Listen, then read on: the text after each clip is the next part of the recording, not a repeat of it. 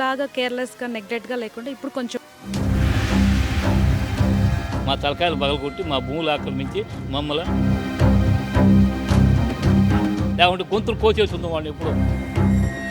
బాగోలేదండి, అసలు బాగోలేదు. చాలా అన్యాయం, చాలా దుర్మార్గం. బాగోలేదండి, అసలు బాగోలేదు. రాష్ట్రం అంతా అల్లుకుల్లారమైనట్లుగా నువ్వు ఒక నల్ల పోలీస్ అధికారిని దౌర్జన్యంగా బెదిరించడం జరుగుతుంది. దెయ్యాలు వేదాలు వల్లెత్తున్నారు. వాళ్ళు రాక్షస పాలించి పిచ్చోడు మంచోడు కాదు. నోట్లో కొట్టుకొట్టి పెట్రోల్ వేసి చంపేయారు మా గన్నవరం దగ్గర.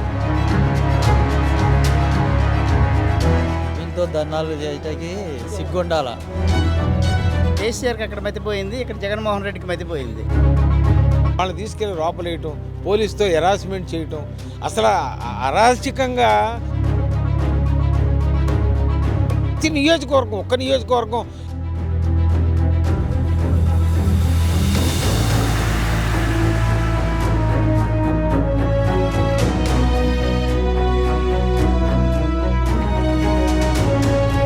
Welcome to S4 media. కూటమి అధికారంలోకి వచ్చి నేటికి 45 రోజులు అయింది. అయితే పరిపాలన ఎలా ఉంది? ఇక్కడ ప్రజలను అడిగి తెలుసుకునే ప్రయత్నం చేద్దాం. నాతో రండి. కూటమి అధికారంలోకి వచ్చాక ఈ 45 రోజుల్లో ఏమైనా మార్పు వచ్చిందా లేదా? డెఫినెట్‌గా మార్పు వచ్చిందండి. ముందు కంటే ఇప్పుడు ఇంకా కొంచెం బెటర్‌గా ఉంది. అంటే ముందులాగా కేర్‌లెస్‌గా, నెగ్లెక్ట్‌గా లేకుండా ఇప్పుడు కొంచెం బాగుంది. అంటే అది మరీ అంత కేర్‌లెస్ అని అయితే చెప్పను. కాకపోతే దానికంటే కొంచెం బెటర్‌గా ఉంది అని అయితే చెప్పగలుగుతాను. కానీ 45 డేస్‌కే ఏది మనం చెప్పలేం కదా. ఇంకా మనకు 5 ఇయర్స్ ఉంది. ఈ 5 ఇయర్స్‌లో తెలుస్తుంది. కూటమి అధికారంలోకి వచ్చి 45 రోజులు అయింది కదా. మీకు మార్పు అనేది ఏమైనా కనిపించిందా?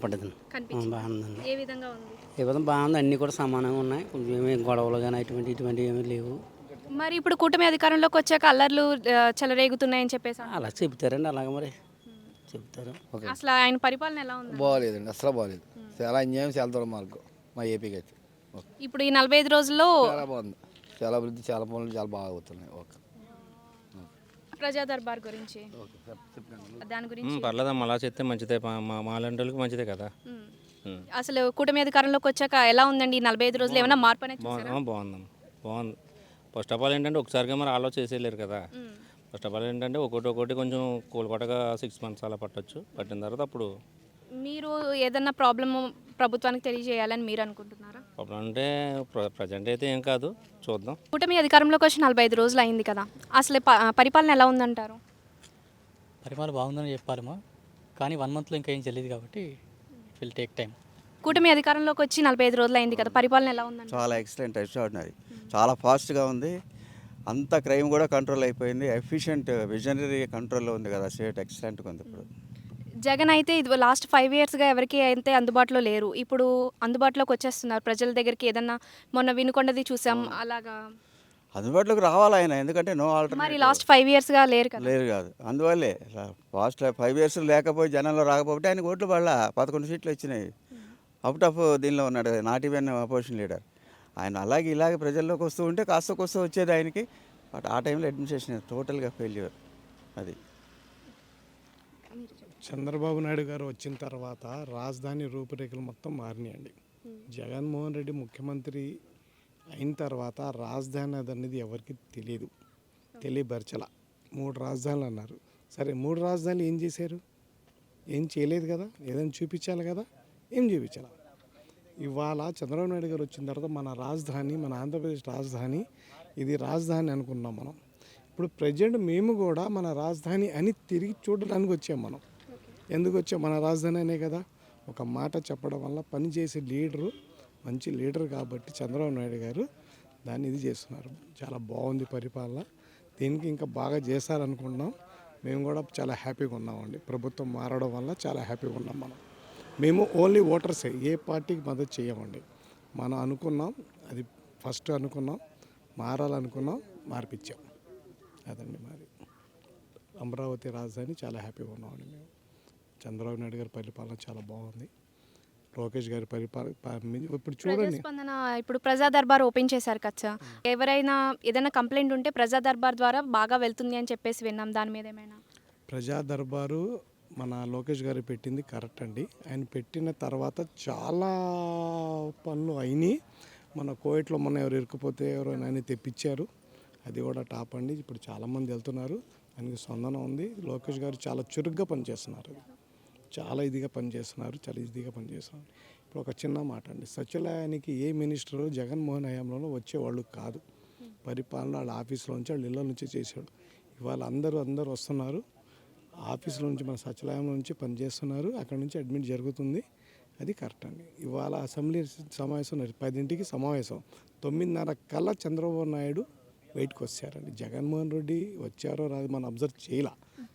జగన్ వచ్చారు, నల్ల బట్టలు ధరించి నల్ల బ్యాడ్జీలతో బాయ్కట్ చేసి బయటకు వెళ్ళిపోయారని చెప్పేసి ఇవాళ అసెంబ్లీ సమావేశాల్లో జరిగిందండి. ఒక మాట చెప్పానండి, జగన్మోహన్ రెడ్డి గారు అపోజిషన్ లీడర్ కూడా కాదు, ఆయన ఓన్లీ ఎమ్మెల్యే.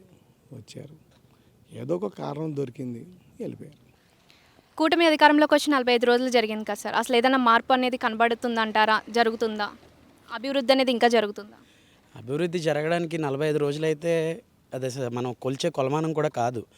కొన్ని సంవత్సరాలు అయితే కనుక మనకు తెలుస్తుంది. ఇప్పుడు అంటే అభివృద్ధికి పునాది పడిందా అని చెప్పేసి అదే చెప్తున్నానమ్మా. ఇప్పుడు మనం ఒక ఇల్లు కట్టాలంటేనే, పునాది తీయాలంటేనే మనం ఎంతో ఆలోచిస్తాం. అలాంటిది 5 సంవత్సరాల పాటు చితికిపోయిన రాష్ట్రాన్ని అభివృద్ధి చేయాలంటే ఇట్ టేక్స్ టైం.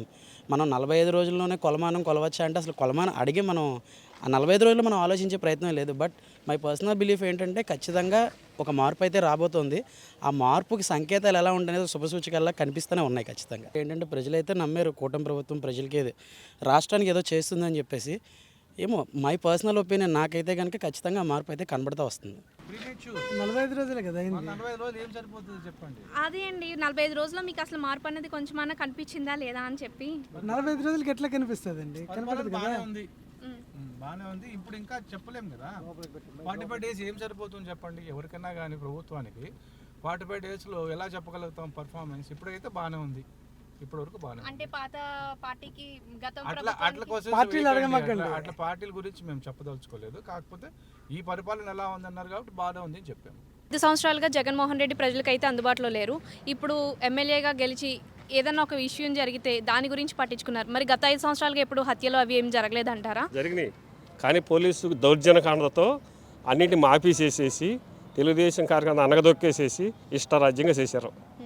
ఇప్పుడు ఏంటంటే చిన్న విషయం కూడా అది ఏం లేకపోయినా పెద్ద కొండంత చూపిస్తున్నాడు బూసి. ప్రతిదానికి ఇప్పుడు అందుబాటులోకి వచ్చేస్తున్నారు కదా, మరి గత 5 సంవత్సరాలుగా ఎందుకు రాలేదు అని. గత 5 సంవత్సరాల కంటే దానికి గత 5 సంవత్సరాలలో కూడా జగన్మోహన్ రెడ్డి జనంతో సంబంధం లేకుండా నియంత పరిపాలన చేశాడు.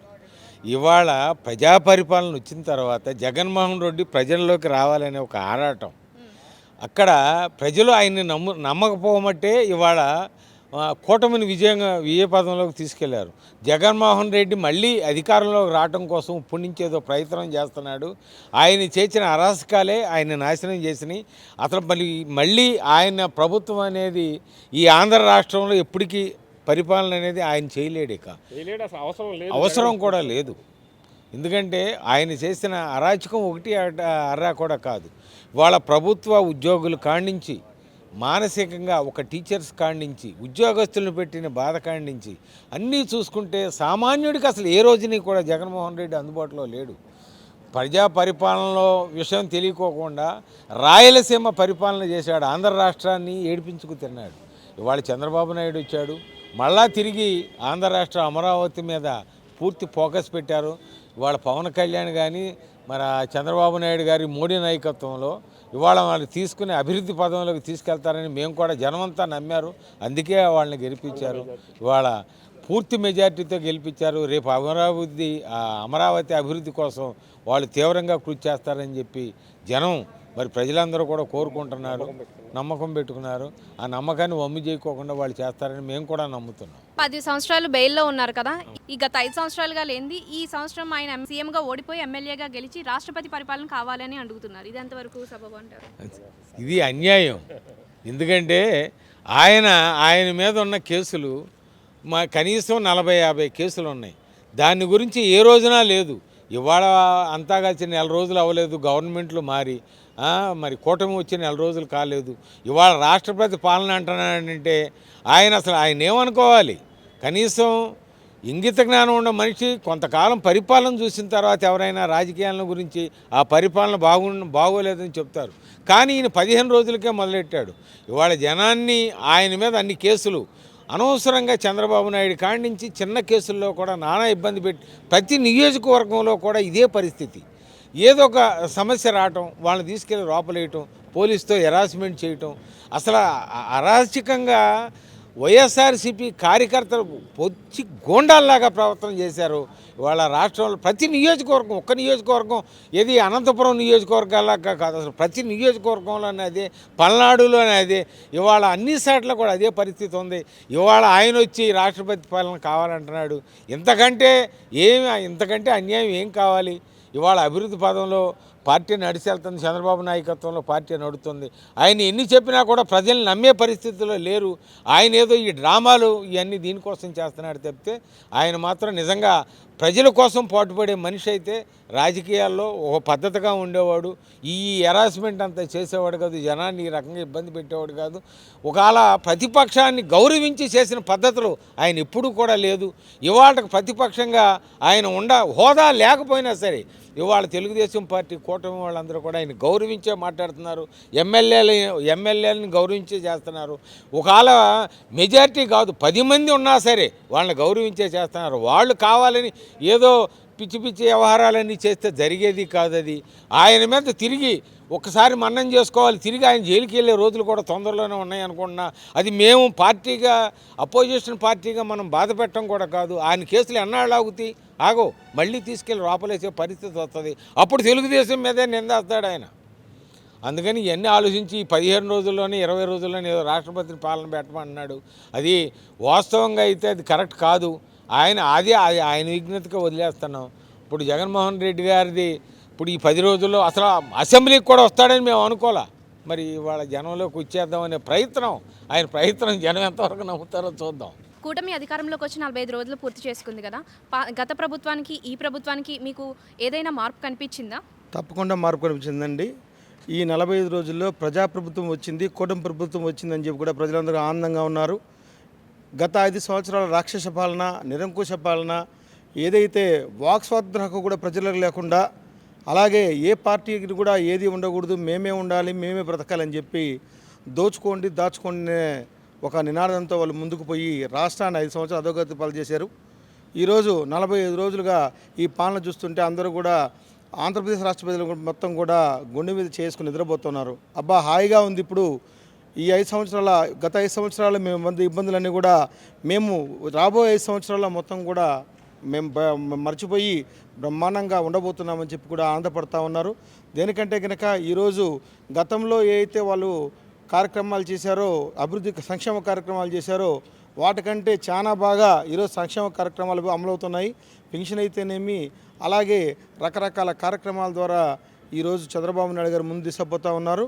గతంలో అభివృద్ధి అనేది లేదు, కానీ ఈ రాష్ట్ర ప్రజలకు ఇప్పుడు మొత్తానికి కూడా అభివృద్ధి శరవేగంగా రాబోతుందని చెప్పి కూడా అందరూ ఆనందం వ్యక్తం చేస్తున్నారు. రాబోయే కాలంలో ఆంధ్రప్రదేశ్కు రాజధాని, అలాగే పోలవరము, అలాగే ఆంధ్రప్రదేశ్లో ఉన్న అన్ని జిల్లాలను అభివృద్ధి చేసే సత్తా కూటమి ప్రభుత్వానికి చంద్రబాబు నాయుడు గారికి ఉందని ప్రజలు ప్రగాఢంగా నమ్ముతున్నారు. ఇప్పుడు ఈ 45 రోజుల పరిపాలన చూసే జగన్ రాష్ట్రపతి పరిపాలన కావాలని అడుగుతున్నారు కదా, దీన్ని ఎంతవరకు సమర్థిస్తారు? ఇది నవ్వాలో ఏడవాలో అతని మాటలకు అర్థం కావట్లేదు.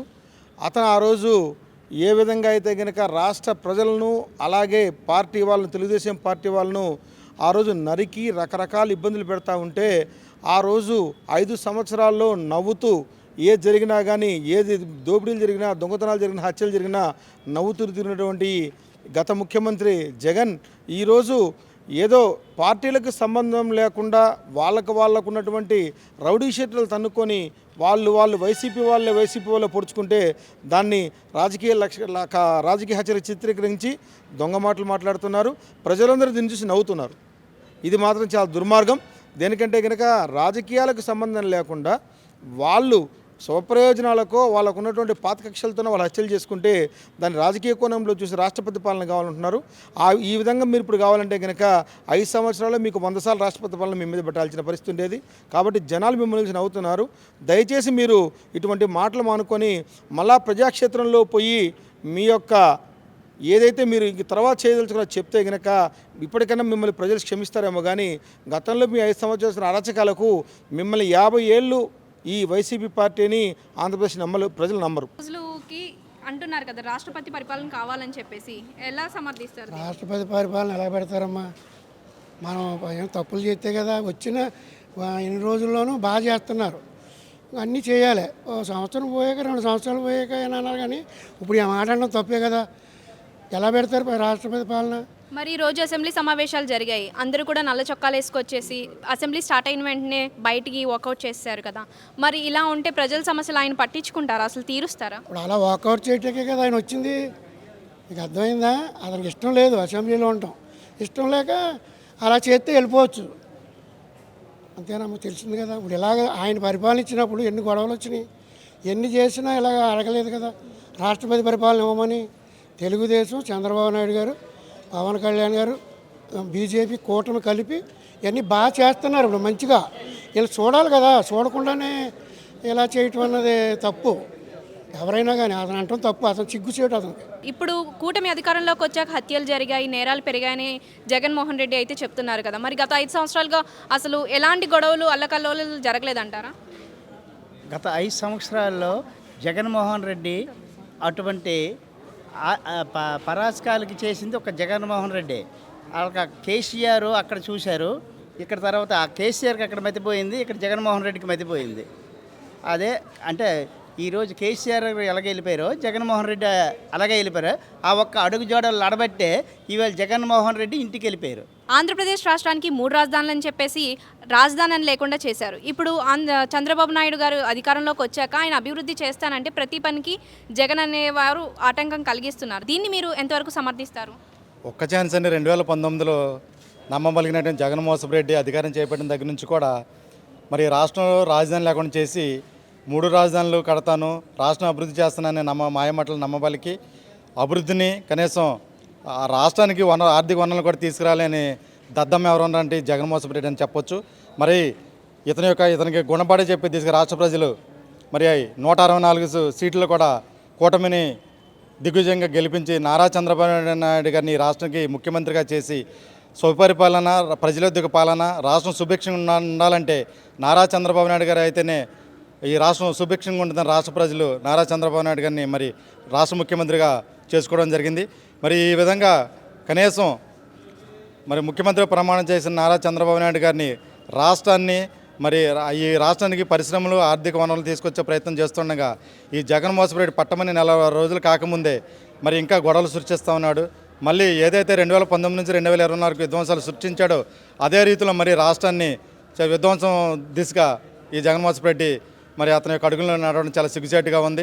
మరి ఏదైతే కనీసం రాష్ట్ర ప్రజలు పట్టమని 11 సీట్లు ఇచ్చి తన్ని కనీసం ప్రతిపక్ష హోదా కూడా ఇవ్వలేని పరిస్థితి ఇవ్వకుండా మరి మూలం కూర్చోబెడితే మరి రాష్ట్రాన్ని సర్వనాశనం చేసి జగన్మోహన్ రెడ్డి మరలా మరి తన యొక్క విషయాన్ని రాష్ట్ర ప్రజలపై, రాష్ట్ర ప్రభుత్వంపై మరి చెమ్మటానికి మళ్ళీ పూనుకున్నాడు. ఖచ్చితంగా రాష్ట్ర ప్రజలందరికీ తెలుసు జగన్మోహన్ రెడ్డి రాష్ట్రాన్ని ఎంత అతలాకుతలం చేసి విధ్వంసం సృష్టించి మరి మానవ హోమం సృష్టించాడో. ఓ పక్కన దళితులే కావచ్చు, బీసీలు, మైనార్టీలు అందరి మీద కూడా విధ్వంసం సృష్టించి జగన్మోహన్ రెడ్డి మరి నీతి మంత్రులని ఈరోజు మళ్ళీ చెప్పుకుంటూ రోడ్డు మీద తిరుగుతాం చాలా సిగ్గుచేటు.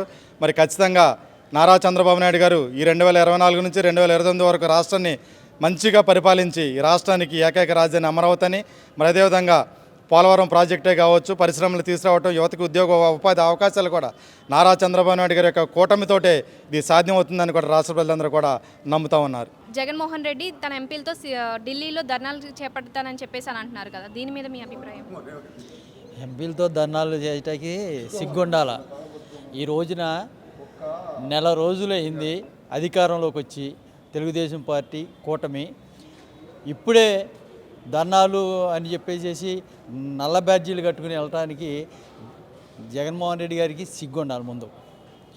ఎందుకంటే పరిపాలన విధానం ఇంకా స్టార్ట్ కాలేదు. బాగా మంచి అనుభవజ్ఞుడు చంద్రబాబు నాయుడు గారు. కావాలని చంద్రబాబు గారిని, పవన్ కళ్యాణ్ గారిని ప్రజలు గెలిపించారు. నీకు ఇంకా ఓడిపోయి అసలు నీకు ఎన్ని సీట్లు వచ్చినాయో నీకు గుర్తుందో లేదో మర్చిపోయావు. అప్పుడే బయటకు వచ్చేసి అరాచకాలు సృష్టిద్దామని అనటం చాలా సిగ్గుచేయటని చెప్తున్నారు.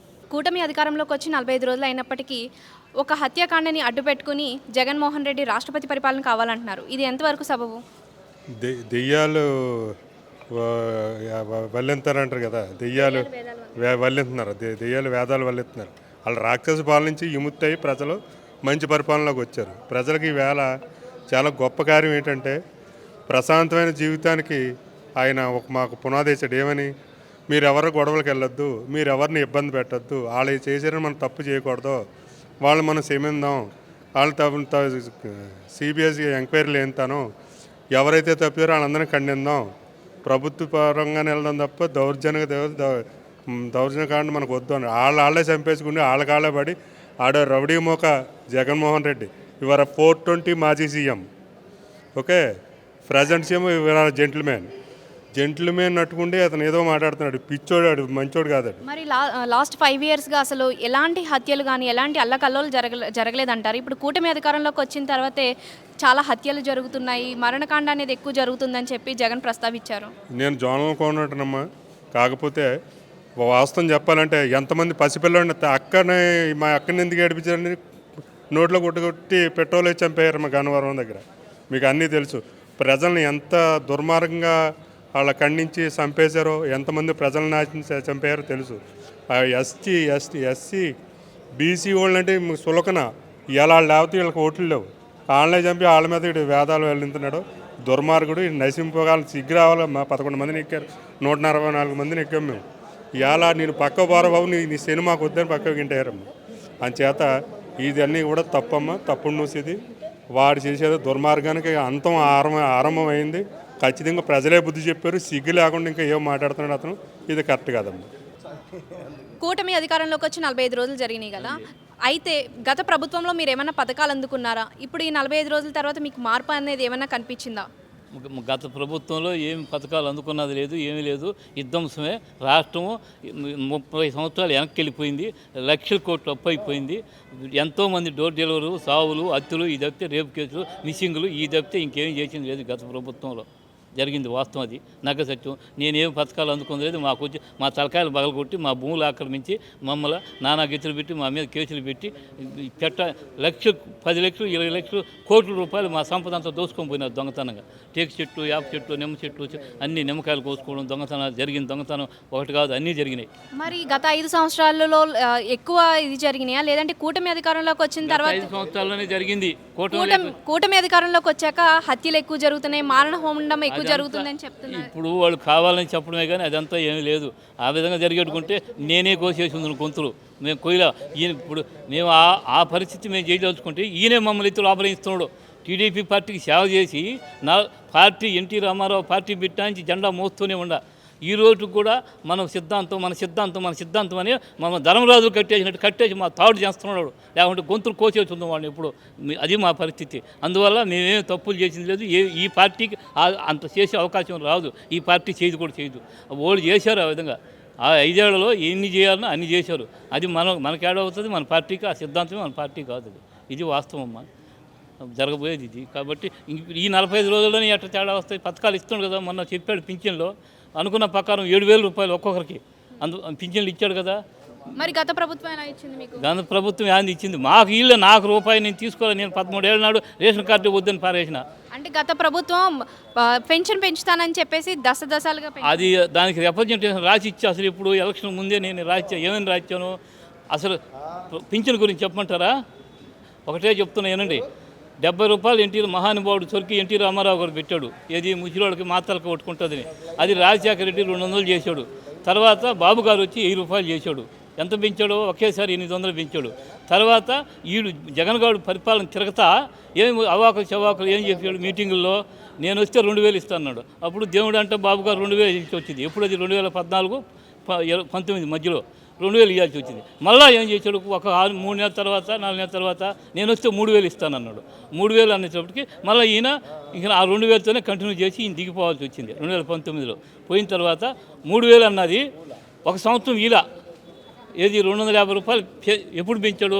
ఒక సంవత్సరం తర్వాత 2021లో 250 రూపాయలు పెంచాడు. 2022లో 250 రూపాయలు పెంచాడు. 2023లో 250 రూపాయలు పెంచాడు. 2000 లాస్ట్కి వచ్చేటప్పటికి మొన్నటికి ఇంక దిగిపోయేటప్పుడు ఆ 3000 చేసి లాస్ట్కి ఇచ్చాడు. కనీసం దీంట్లో పెంచింది ఎవరు అని అంటే మొత్తం పార్టీ పెట్టే బ్రాంచి మనం ఇచ్చింది టీడీపీ గవర్నమెంట్ ఇచ్చింది 1875 రూపాయలు టీడీపీ గవర్నమెంట్ ఇచ్చింది ఫస్ట్ నుంచి లెక్కెత్తుకుంటే. ఓడిచ్చింది ఓన్లీ 500 చిల్లర మాత్రమే. వైఎస్ఆర్సీపీ పార్టీ కాంగ్రెస్ పార్టీ రెండు కలిపి ఓడి పెంచింది వాళ్ళ జీవిత చరిత్రలో 525 రూపాయలు మాత్రమే ఓడి పెంచారు. 1875 రూపాయలు టీడీపీ పార్టీ పెంచింది, ఎన్టీ రామారావు పార్టీ పెట్టిన దానికి. ఇది జరిగింది. పింఛన్దారులు ఎవరైనా అర్థం చేసుకోవాలి. ఇప్పుడు ఒకేసారి 4000 అంటే ఈ 8 కలిపితే 1875 ఒక 1000 ఎంత అయింది? 2875 రూపాయలు. అది టీడీపీ పార్టీకి ఉండే సిద్ధాంతం. చెప్పిన మాట నిలుపుకుంది టీడీపీ పార్టీ. ఇది వాస్తవం. దీంట్లో వెనక్కి తీసే వాళ్ళు ఎన్నెన్నో చెప్పుకుంటారు, దాన్ని మనం చెప్పలేము. రాష్ట్రం అంతా అల్లుకుల్లారమైనట్లుగా నువ్వు ఒక నల్ల కండవా వేసుకొని వచ్చి ఒక పోలీస్ అధికారిని దౌర్జన్యంగా బెదిరించడం జరుగుతుంది. ఈ టోపీ మీద ఉన్న 3 సింహాలకి నీకేమన్నా అర్థం తెలుసునా అని ఆయన కూడా నువ్వు అడుగుతున్నావు. మరి ఇదే నువ్వు సీఎంగా ఉన్నప్పుడు నువ్వు ఇదే పోలీసులను అడ్డు పెట్టుకొని ఎన్నో అరాచకాలు సృష్టించినది వాస్తవం కాదా? ఈరోజు 3 సింహాలకి నీకు చెప్పాలంటే ఆ టోపీ మీద ఉన్న 3 సింహాలు ఏవైతే ఉన్నాయో అంటే, ఒకటి చంద్రబాబు నాయుడు, 2 పవన్ కళ్యాణ్, 3 నారా లోకేష్. ఆ కనిపించిన 4వ సింహమే ప్రజలు. అది గుర్తుపెట్టుకో జగన్మోహన్ రెడ్డి. ఇక నీ ఆటలు సాగవు. నువ్వు ఈరోజు ఢిల్లీలో ఏదో ఒక వ్యక్తి వాళ్ళు ఏదో ఇద్దరికి గత తగాదాలు ఉండి వాళ్ళు ఏదో హత్య చేసుకుంటే దాన్ని కూడా శవరాజకీయాలు చేస్తున్నావు. నీకు నిజంగా ప్రజలపైన అంత ప్రేమ ఉంటే నువ్వు సొంత మీ బాబాయిని చంపినప్పుడు మీ బాబాయ్ కోసం ఢిల్లీలో ధర్నా చేయి, నేను కూడా ఒప్పుకుంటా. అంతేగాని నువ్వు ఈ కల్లిబొల్లి మాటలు చెప్పడానికో నీ ధర్నాలు చేస్తే ప్రజలు ఎవరు ఇనే మూల్లో లేరు. ప్లస్ తెలుగుదేశం పార్టీ నాయకులు కానీ కార్యకర్తలు కూడా ఇంకా ఏమీ స్టార్ట్ చేయలేదు. అది గుర్తుపెట్టుకో. ఏదో స్టార్ట్ చేసినామంటే ఏమీ స్టార్ట్ చేయలేదు. స్టార్ట్ చేస్తే తట్టుకోలేవు జగన్మోహన్ రెడ్డి. నీ నాటకాలు తగ్గించుకొని ఇంకా నువ్వు మా అంటే 2 నెలలు 3 నెలలు ప్రజల్లో ఉంటావు. ఇంకా తప్ప నువ్వు కనపడవు. మళ్ళీ 5 ఏళ్ళు కాదు కదా, నువ్వు ఇంకా 20 ఏళ్ళైనా నువ్వు అధికారం లేక వచ్చేది శాశ్వతం ఉండేది ఉండదు, ఏముండదు. నువ్వు ఇంకా మర్చిపోవు. ఈ రాష్ట్రం కూడా ప్రజలు కూడా నిన్ను మర్చిపోవడానికి సిద్ధంగా ఉన్నారు. నీ రాజకీయం ఇక నువ్వు వీటికి స్టాప్ అని నేను తెలియజేస్తున్నా.